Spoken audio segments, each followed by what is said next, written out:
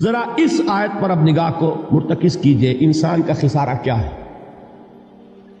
دیکھیے، سب سے پہلے میں آپ کی توجہ دلاؤں گا، ذرا آنکھیں کھول کر قلب حساس کے ساتھ نوع انسانی کا مشاہدہ کیجئے، کیسے کیسے دکھ، کتنی تکلیفیں، کتنی محنت، کتنی مشقت ہے جو ہر انسان کا مقدر۔ قرآن مجید میں ایک مکمل سورت ہے، سورت البلد، اس میں اللہ تعالیٰ نے متعدد قسمیں کھا کر ایک بات کہی، لا اقسم بہذا البلد وانت حل بہذا البلد ووالد وما ولد لقد خلقنا الانسان فی کبد۔ ہم نے انسان کو مشقت ہی میں پیدا کیا، یہ مشقت ہر انسان کا مقدر ہے۔ لوگ گھروں کو چھوڑ کر آئے ہوئے ہیں، کہاں کہاں انسان جاتا ہے، یہ اس دنیا میں محنت اور مشقت۔ ہاں، ایک مغالطہ ہو جاتا ہے کہ شاید یہ محلوں میں رہنے والے جو ہیں انہیں کوئی مشقت نہیں، انہیں کوئی دکھ نہیں، حالانکہ حقیقت یہ نہیں ہے۔ جو جتنا امیر ہے آپ دیکھیں گے اس کی جسمانی مشقت کم ہے، ذہنی کوفت زیادہ ہے۔ ٹرینکولائزرز کی انہیں ضرورت پڑتی ہے، انہیں سیڈیٹیوز چاہیے، خواب آور دوائیں مزدور کو نہیں کبھی ضرورت پڑے گی۔ وہ 8 گھنٹے کی محنت کرنے کے بعد احساس ہوتا ہے کہ وہ صبح ہی کی خبر لے گا۔ اور یہ وہ لوگ ہیں کہ جن کو ہپنوٹکس، خواب آور دوائیاں، سیڈیٹیوز، مسکن ادویات، یہ سارا لیبنیم اور یہ ویلیم اور یہ فلاں اور یہ فلاں، یہ کت کے ہاں جاتے ہیں؟ ذہنی سکون اور اطمینان انسان کو حاصل نہیں۔ کسی کی جسمانی مشقت ہے، کسی کی ذہنی مشقت۔ میں آپ کو یاد دلانا چاہتا ہوں مہاتما گوتم بدھ کا معاملہ۔ 30 برس کی عمر میں کپل وستو کا شہزادہ محل کو چھوڑ کر نکل گیا، جوان بیوی کو سوتا ہوا چھوڑ کر گیا، شیر خوار بچے کو چھوڑ کر گیا۔ راجدھانی میں رہنے والا محل کا باسی، جسے یہ معلوم ہے کہ باپ کے بعد مجھے یہ سلطنت ملنے والی ہے، کیوں گیا؟ کبھی کبھی آپ نے سوچا؟ اس نے انسان کے غم اور دکھ کا مشاہدہ کیا۔ اس نے دیکھا کوئی اندھا ہے، ٹھوکر کھا کر گر رہا ہے، کوئی والدین کھڑے ہوئے رو رہے ہیں اور ان کی نگاہوں کے سامنے ان کا نہایت محبوب بچہ دم توڑ رہا ہے اور وہ کچھ نہیں کر سکتا۔ اس نے سوچا یہ صدمہ کیوں ہے انسان کا، یہ دکھ اس کا مقدر کیوں ہے؟ اس صدمے سے، اس دکھ سے نجات پانے کی بھی کوئی شکل ہے کہ نہیں؟ انسانوں کی ایک عظیم اکثریت، شاہ ولی اللہ دہلوی رحمۃ اللہ علیہ کے الفاظ ہیں کہ وہ لدو اونٹ اور کولو کا بیل بن کر زندگی بسر کرتی ہے۔ جو 8 گھنٹے تک اینٹیں ڈھو رہا ہو، اس شخص کا تصور کیجیے آپ، وہ واقعی انسان ہے یا حیوان بن گیا ہے؟ اور 8 گھنٹے کی اس محنت کے بعد بھی ہو سکتا ہے کہ 2 وقت کی روٹی اسے پوری نہ ملے۔ اور یہ تو ہو سکتا ہے، نہیں ہوتا ہے، کہ اگر بچہ بیمار پڑ گیا ہے تو شاید کوئی برتن بیچے بغیر اس کی دوا کا سامان نہ کر سکے۔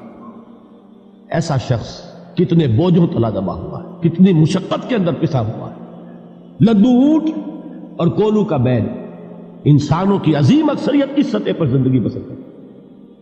لیکن آپ کو معلوم ہے کہ کولو کے بیل کے لیے مشقت ہی مشقت ہے، اس کے احساسات یہ نہیں ہیں جو کہ ان سے انسان کو جو صدمہ پہنچتا ہے۔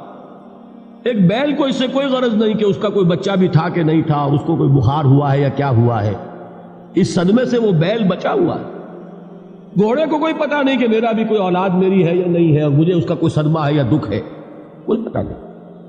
لیکن انسان کا معاملہ یہ ہے کہ والدین کو جو جو دکھ دیکھنے پڑتے ہیں اپنے بچوں کے لیے، اپنی اولاد کے لیے۔ رات کی نیند ہے حرام ہے اس لیے کہ بچہ بخار میں تپ رہا ہے یا درد سے تڑپ رہا ہے، لہذا نہ ماں سو سکتی ہے نہ باپ سو سکتا۔ میں نے ایک موقع پر دیکھا، لاہور میں کیروسین آئل، اس زمانے میں ابھی سوئی گیس نہیں آئی تھی، اور اکثر و بیشتر جو ہے یہی مٹی کا تیل جو ہے ایندھن کے طور پر استعمال ہوتا تھا، اس کی شارٹیج ہو گئی تھی۔ تو کئی فرلانگ لمبی قطاریں لگتی تھی ان دکانوں کے باہر، ڈپو کے باہر، اور ایسے منظر بھی کہ ایک خاتون برقع پوش، ایک گود میں بچے کو لیے ہوئے، ایک کی انگلی پکڑے ہوئے، بوتل ہاتھ میں لیے ہوئے تیل کے لیے، اور کئی گھنٹے کھڑی ہے دکان۔ یہ مشقت انسان جھیلتا ہے کہ نہیں؟ غالب نے اس کا نقشہ کھینچا ہے کہ رنج سے خوگر ہوا انسان تو مٹ جاتا ہے رنج. مشکلیں اتنی پڑی مجھ پر کہ آسان ہو گئی. ہم بھول جاتے ہیں، ورنہ واقعہ یہ کہ قلب حساس ہو اگر، اور قید حیات و بند غم اصل میں دونوں ایک ہیں. موت سے پہلے آدمی غم سے نجات پائے کیوں؟ اچھا یہ تو ہوا لقد خلقنا الانسان فی کبد. حیوانات کا معاملہ ایک اور اعتبار سے آسان ہے. ان سے کوئی محاسبہ بھی ہے کیا؟ کوئی جواب دہی بھی ہے؟ کوئی ان کو اللہ کے حضور میں کھڑے ہو کر اپنے اعمال کا حساب بھی دینا؟ نہیں. انسان کی یہ ٹریجڈی ہے، یہ المیہ ہے انسان. اس کو بھی قرآن مجید کی ایک سورت میں قسمیں کھا کر اذا السماء انشقت، اس کے بعد کیا فرمایا؟ یا ایھا الانسان انک کادح الی ربک کدحا فملاقیہ. اے انسان، تیرا المیہ، تیری ٹریجڈی اس سے کہیں بڑھ کر ہے. تجھے صدمے پر صدمے جھیلتے ہوئے، مشقت پر مشقت برداشت کرتے ہوئے ایک روز اپنے رب کے حضور میں بھی کھڑا ہوگا، جواب دہی بھی کرنی.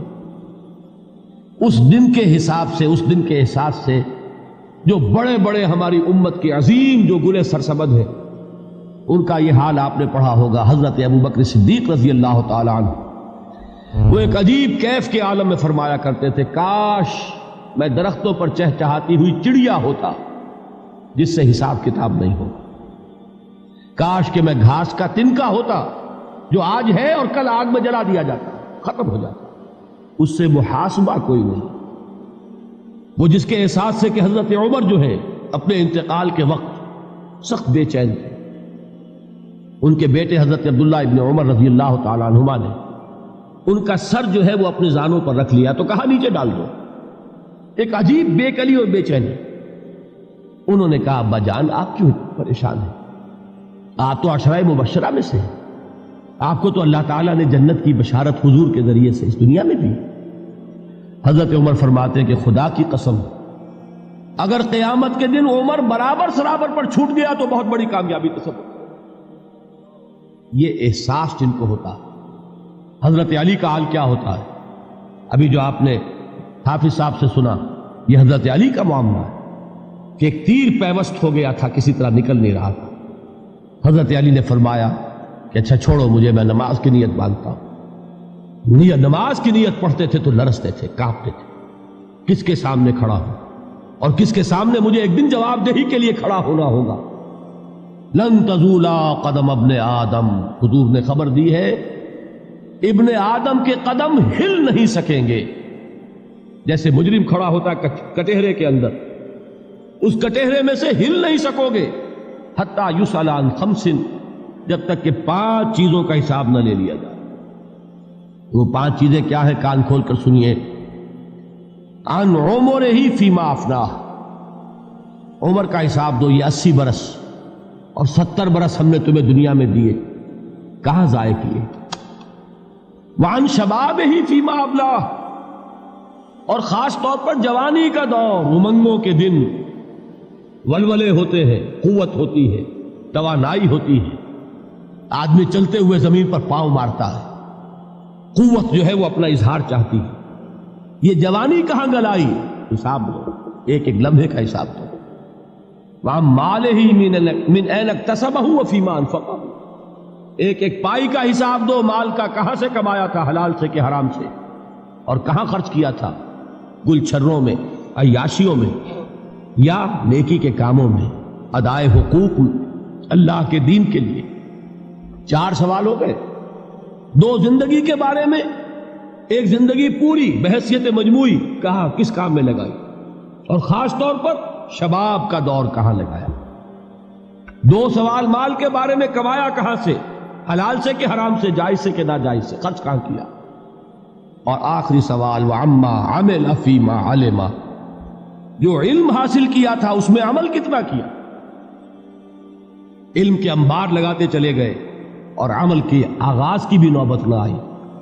یہ علم جو ہے یہ اس روز سب سے بڑا وبال بن جائے گا. اتنا علم اور عمل کچھ نہیں، بجائے کہ کریڈٹ کا ذریعہ بنے یہ الٹا ڈیبٹ کا کھاتہ بن جائے. یہ جواب دہی کا احساس ہے کہ جس کی وجہ سے انسان کی ٹریجڈی جو ہے وہ دوہری ہے. کوئی حیوان اتنے بوجھ تلے نہیں. مشقت کی، محنت کی، اس زندگی میں ختم ہوئے، اس کے بعد کوئی محاسبہ نہیں. اس کو بھی غالب نے خوب کہا ہے کہ اب تو گھبرا کے یہ کہتے ہیں کہ مر جائیں گے، اور مر کے بھی چین نہ پایا تو کدھر جائیں. یہ ہے وہ ہیومن ٹریجڈی